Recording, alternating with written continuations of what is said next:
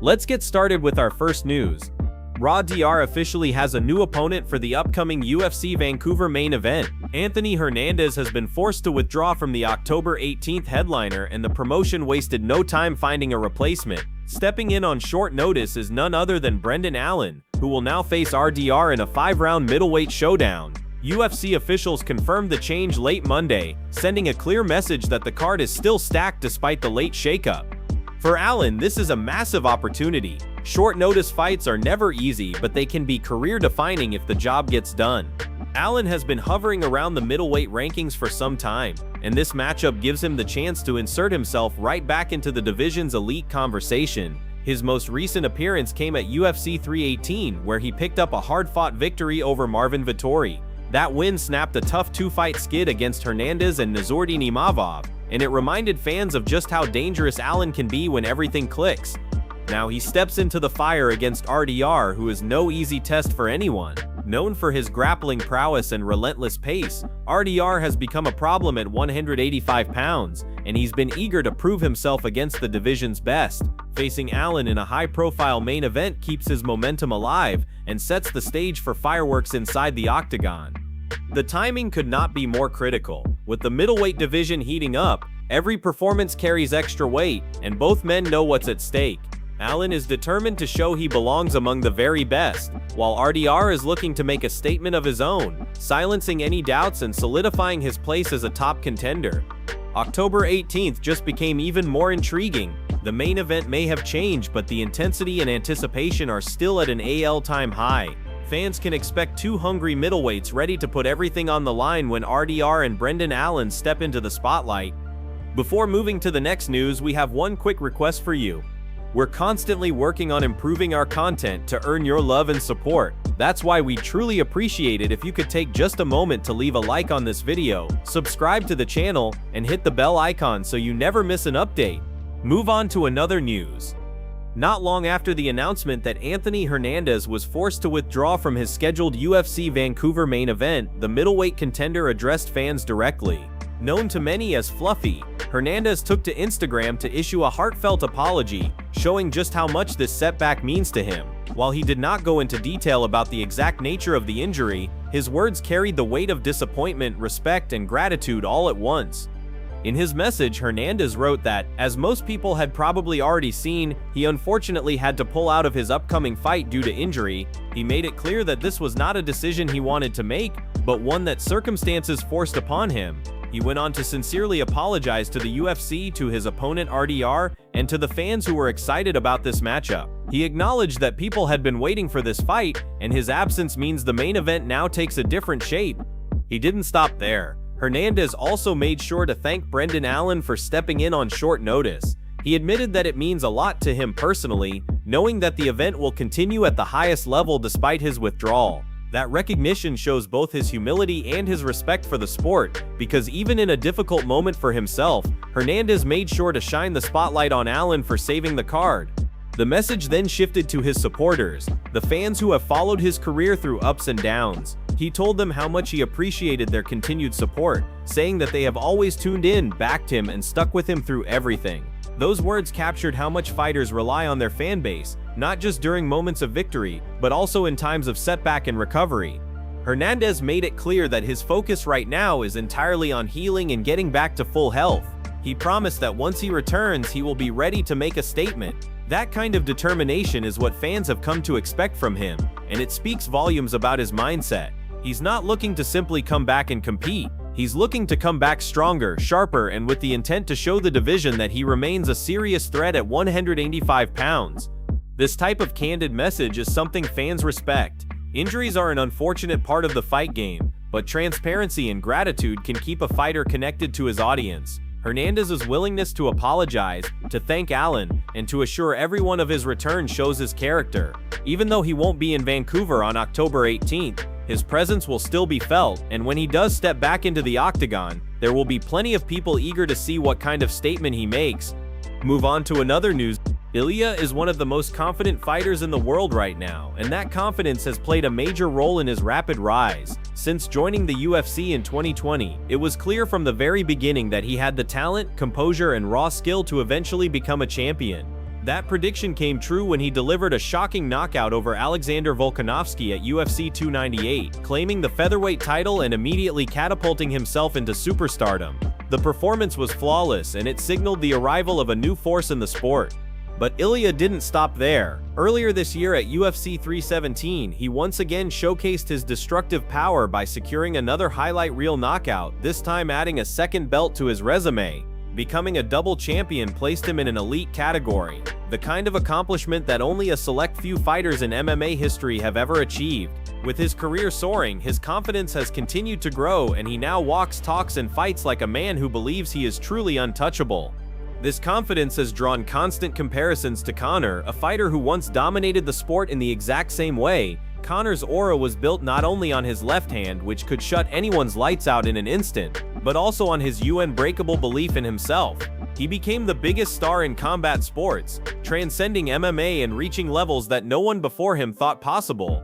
But as history has shown, that same rise in confidence, fame, and outside attention eventually played a part in his downfall. When Conor stepped away from the UFC to box Floyd Mayweather in 2017, it was a historic move that grabbed the world's attention. But it also marked a turning point in his career. After dedicating so much time to boxing, when he returned to MMA, he simply wasn't the same. His loss to Khabib was understandable, given Khabib's dominance, but the later defeats to Dustin Poirier proved that something deeper had changed. The focus, the hunger, the style that once made Conor so special, those things began to fade. Even his fighting stance shifted, as he abandoned the karate-based movement that once defined him, in favor of a boxing-heavy approach that didn't suit him the same way. And now it looks like Ilia may be treading that very same path. The Spaniard has openly expressed interest in testing himself against boxing champion Terence Crawford. While those kinds of ambitions may seem exciting and career-defining on the surface, history has shown how dangerous it can be when a fighter's attention shifts away from the immediate challenges in front of them. The UFC is full of killers, and the moment a champion looks too far ahead or gets distracted by pursuits outside the octagon, that's when the cracks begin to show. Ilia is on top of the world right now, but just like Conor, he risks becoming the architect of his own downfall if his focus drifts too far from defending what he's already earned. Move on to another news.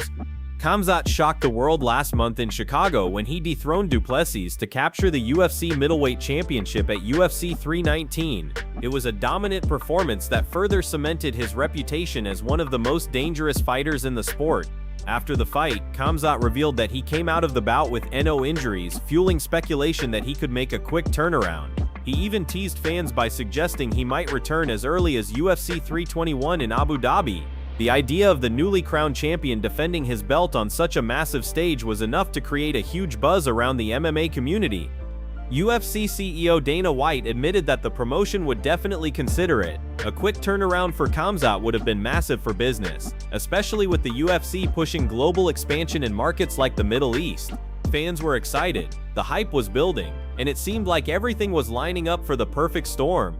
But as the dust settled, it became clear that Khamzat would not be back this year. Despite the clean bill of health, he has decided to remain inactive until 2026. That decision forced the UFC to reshuffle plans for its fall schedule, particularly the UFC Vancouver card set for October 18th. Originally, RDR was expecting to face Khamzat in that slot, but once the champion revealed he wasn't returning until next year, plans had to change. RDR's manager, Ali Abdelaziz, explained the situation in detail during an interview with Submission Radio. He said that if Khamzat had agreed to fight in October, the bout would have been RDR versus Khamzat. But with the champion pushing his return to next year, the UFC instead offered Anthony Hernandez. RDR didn't want to wait around, so he accepted the fight. Unfortunately, Hernandez later withdrew due to injury, and Brendan Allen stepped in as the replacement to keep the main event alive. This entire shuffle highlights just how much influence Khamzat now carries as champion. His decisions impact not only title fights but the movement of contenders in the division. The 31-year-old remains undefeated at 15-0, and with his star power growing, every move he makes is magnified. His first middleweight title defense is now expected to take place in early 2026, and the UFC has big plans for him moving forward. If Khamzat successfully defends his belt, there are already whispers about him potentially joining the UFC's highly ambitious White House Super Show in the summer.